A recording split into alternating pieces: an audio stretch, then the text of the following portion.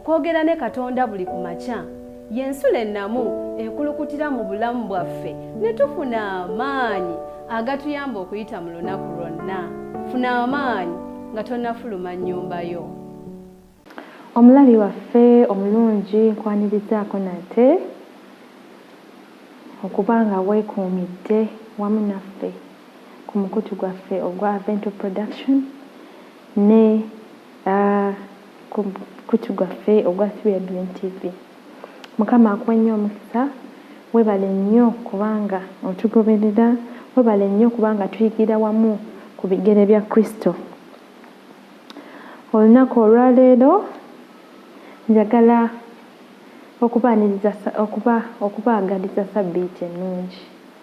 Mukama tumwebaza tutuusiza ku lunaku lwa sabbiiti. Waliwo baganda baffe abatasubwa buli kanaku mu lesoni babeerayo, mu byokuyiga byaffe eby'enjawulo babeerayo byonna. Bannange mbatumiddeko nnyo bangi, naye kanfutwale omukisa guno okusomako abamu naye nga mmanyi bangi n'abalala oluusi abatakomentinga, naye nga baganda baffe. Tulina baganda baffe nga Nasinza Amina, muganda waffe oyo atufolowinga nnyo ebyokuyiga ebya buli kanaku abeerako nnyo. Mukama akuwa omukisa. Ntumirako ne Lumo Rachel, muganda waffe Kats John ne mukyala we, nabo bagoberezi baffe balungi nnyo. Mukama abawa omukisa. Lukyamuzi Moses, Damba Sharifu, Sewankambo, abo bonna ne Vios Isiko. Nawe tuba tukutumiddeko nnyo. Webale nnyo kubanga otugoberera. Webale nnyo kubanga obadde mutambula wamu naffe buli kaseera. N'abalala mikwano gyaffe mwenna abeekuumira ku Adventure Production. Mukama abawa omukisa. Mwebale nnyo, mwebalire ddala. Lunaku olwaleero lunaku lwa njawulo lwa sabbiiti. Twebaza Mukama kubanga atuyisiza mu nnaku 6 natutuusa ku lunaku luno olwa sabbiiti. Erinnya lye lyebazibwe. Nga tugenda okuyingira mu byokuyiga byaffe, nsaba tuwongeyo n'okusaba. Mukama Katonda Kitaffe, tukweyanziza enkyena y'olunaku olwaleero. Webale nnyo kubanga obadde mwesigwa bw'otuyisiza mu nnaku 6 n'otuusa ku sabbiiti yo entukuvu nga tuli balamu, nga tugenda okuyiga ebyokuyiga ebirimu. Tuwa omukisa, tujjuze Omwoyo Omutukuvu abeere wamu naffe, abeere omuyigiriza waffe, atambule wamu naffe ng'ekisa kyo bwe kiri. Kristo Kristo Mukama waffe.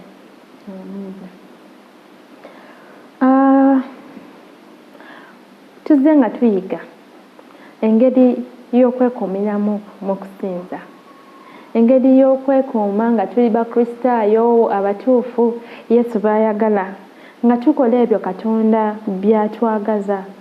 Era olunaku olwajja oba ojjukira bulungi twayize okuwuliriza ekigambo kya Katonda.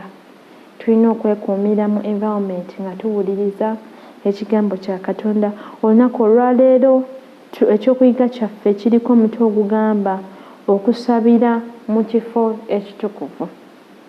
Okusabira mu kifo ekitukuvu. Era olunyiriri lwaffe luvudde mu kitabo ekya Luka essula ey'okuna olunyiriri olwa 42 nga lugamba nti, awo obudde bwe bwakya n'avaayo n'agenda mu kifo ekitali bantu. Ebibiina ne bimunoonya ne bijja waali, ne baagala okumugaana aleme okubavaako. Oyo yali Yesu Kristo. Nti obudde bwe bwakya, ng'obudde buli mu kukya, nga bwakya n'avaawo n'agenda mu kifo ekitaliimu bantu. Jjukira Yesu yabeeranga n'abantu abayigirizwa be nga buli kaseera baagala okuwulira by'ayogera, ebigambo eby'obulamu. Kyova olaba Peter Yesu yabagamba nti nammwe we munaavaako ne mugenda. Yesu n'abagamba tunadda wa? Gwalina ebigambo eby'obulamu. Peter n'agamba Yesu nti tunagenda wa kubanga gwalina ebigambo eby'obulamu. Muganda waffe ye abayigirizwa bano bakitegeera nga baagala obeera ne Yesu buli kaseera kubanga baali bakwegamba banyumirwa bye yali asomesa, naye batulaze nti Yesu yabavangako n'agenda mu kifo ekitaliimu bantu asobole okunyumyako ne kitaawe. Tuzze nga tuyiga mu byokuyiga byaffe engeri gye tusobola okutambula wamu ne Mukama, engeri gye tusobola okufunamu amazzi ag'obulamu kyekigambo kya Katonda, engeri gye tusobola okuba nga tukirya buli kanaku, engeri gye tusobola okyekuumiramu. Era kyova olaba jjo twalabye nti okuwuliriza kintu kikulu, okusoma n'owandiikako wansi oba n'osazaako olunyiriri olwo olw'owulira nga lulungi, okubeera n'enteekateeka ennungi ey'okuyiga. Tuzze nga tubiyiga bwe tuwulira eddoboozi lya Katonda, okuyita mu kigambo kye, okumanya amaanyi ge kye gali,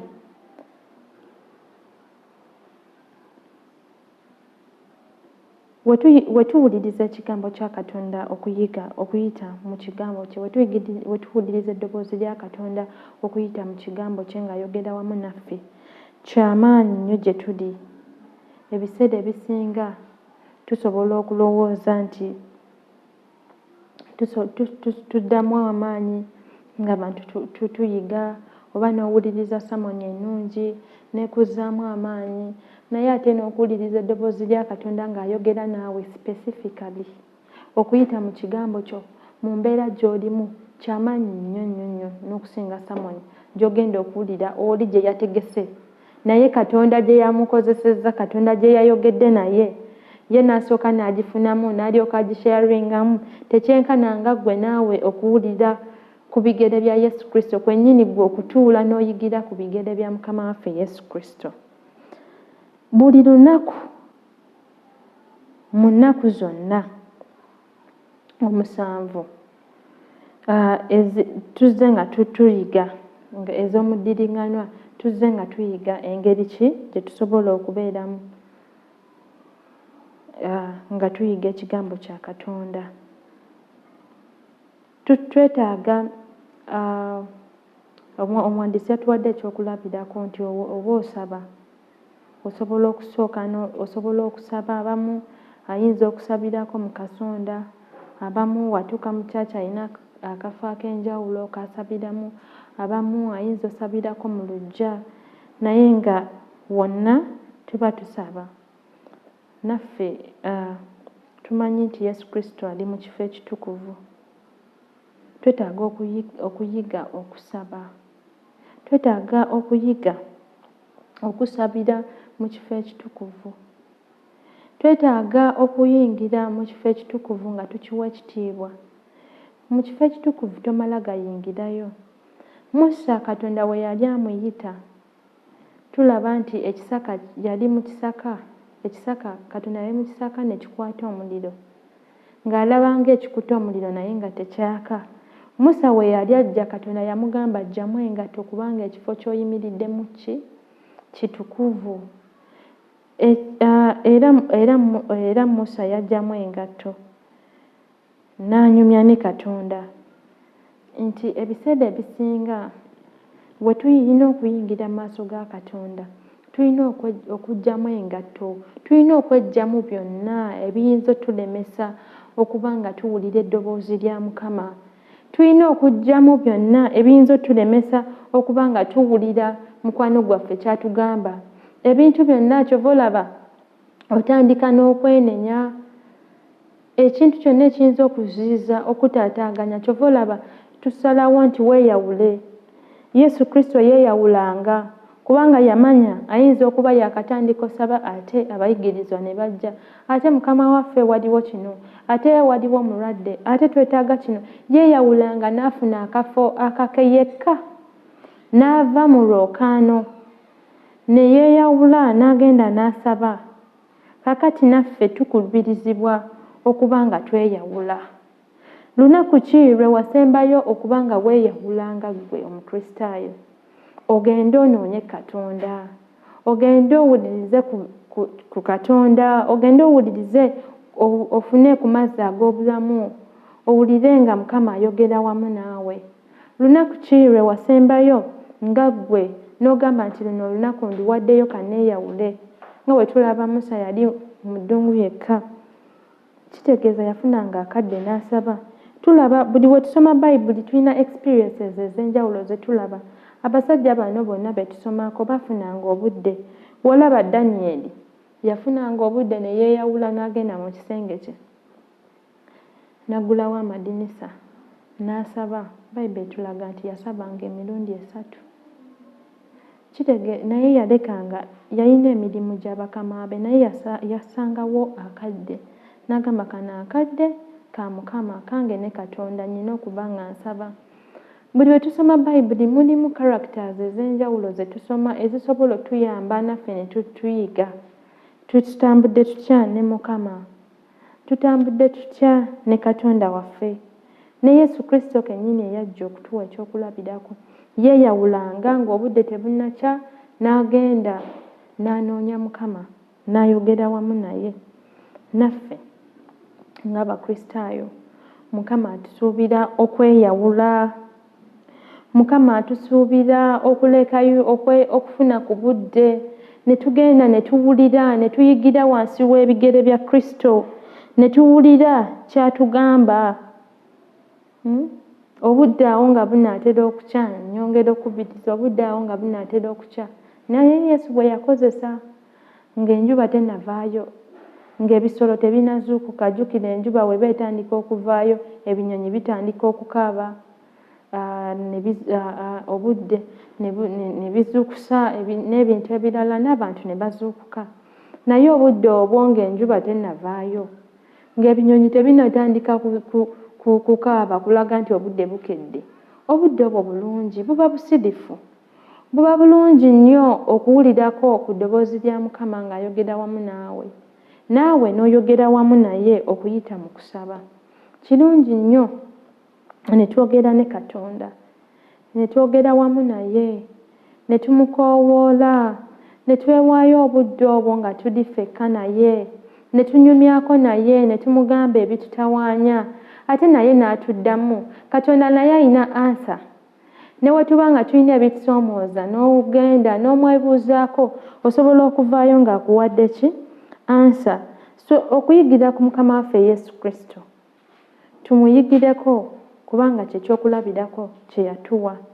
Tufunenga obudde obwo obw'enjawulo, tweweeyo tusabe, tuggyewo ebyaffe byonna, tuggyemu engatto, tuggyeko ebyo byonna ebiyinza otuziiza, tusobole okuba nga tuyogerako wamu ne Mukama waffe, era nga tuwulira eddoboozi lye, era nga tuwulira kyatugamba.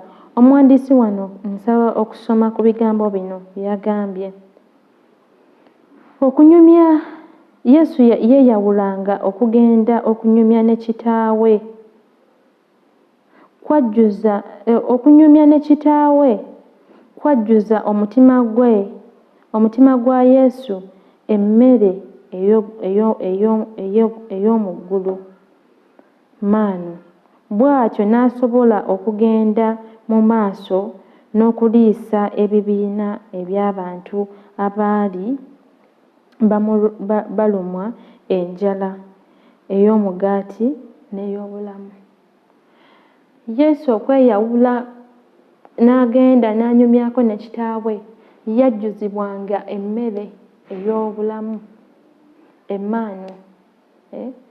Katonda yayogeranga naye n'amujjuza, n'asobola okugenda okugabanako n'abantu abalala abaali balumwa enjala ey'omwoyo n'ey'omubiri. Kaakati Mukama atuyise, atuwadde omulimu ogw'okukola. Tulina obuvunaanyizibwa Katonda bw'atuwadde, atuyise nti wetubuulira, wetuyiga, atusuubira okugenda ne tubuulirako n'abantu abalala.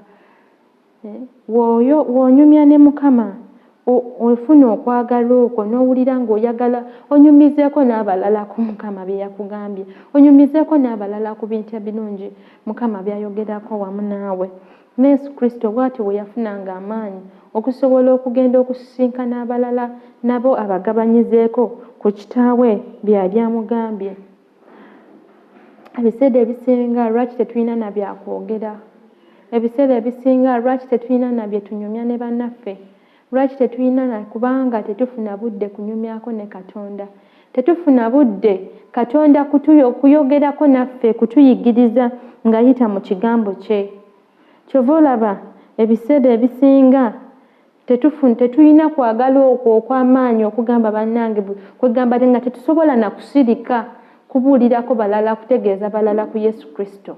Lwaki? Kubanga tetufuna budde obwo. Ne bwe tunaabufuna gye tukoma okufuna obudde obw'okunyuma ne Katonda, tujja kuwulira Katonda ajja tujjuza okwagala okwo nga tetusobola na kusirika, wabula tulina okubuulirako abantu abalala ku kwagala kwa Katonda. Era omuwandiisi n'abuuza ekibuuzo n'agamba nti kaakano obudde n'ayogera nti kaakano obudde bukedde era ensi ekyali nteefu. Mangu nnyo enjuba egenda kuvaayo ezuukuse ebinyonyi, ebimuli n'ebitonde ebirala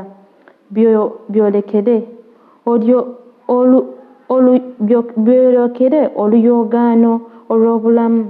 Katonda si muddu atawummula, wabula ye mugabi w'ekiwummulo. Yeekaalu ye kaakano nzigule eri buli muntu. Kale katufune obudde tunyumyeko naye oyo omutonzi waffe era omununuzi waffe. Nti Katonda si muddu atawummula, era ye mugabi waki? W'ekiwummulo. Mukama Katonda ye mugabi w'ekiwummulo. Kyova olaba atuwa ekiwummulo ekya Ssabbiiti. Nanze nebaza Mukama ku lw'olunaku olwa Ssabbiiti. Ebirala byonna bidda bbali, tolowooza ku kirala, naye oba olowooza ebintu ebikutawaanya mu wiiki, emirimu gy'olina okukola egya buli kanaku, ku Ssabbiiti gyonna oba ogiwummudde. Ye mugabi w'ekiwummulo, yekka yasobola okutuwa ekiwummulo. Twetaaga, omwandiisi agambye nti enzigi nzigule, oluggi lwa Mukama lugule buli ssaawa okutuwuliriza, okunyumyako wamu naffe. So Mukama atuwa ekisa olunaku olwaleero nga tweteekateeka n'okugenda okusinza. Oluggi lugule, oluggi lugule. Tweteeketeeke tukeere, keera nga n'abantu tebannaba kujja, osooke ofuneko akadde ne Katonda mu kanisa, ofune akafo mu kasonda osooke osabeko. Oyige Katonda ayogere wamu naawe, abalala bagenda okujjira nga kwegamba wajjuziddwa dda Omwoyo Omutukuvu. Mukama abawe omukisa. Mukama atwere wamu omukisa nga tugenda okusinza olunaku olwaleero, nga tugenda okunyumyako wamu ne Katonda waffe, ng'agenda okwogerako wamu naffe, ng'akozesa abantu ab'enjawulo mu by'okuyiga eby'enjawulo. Mukama atuwa omukisa. Mbaagaliza okusinza okulungi.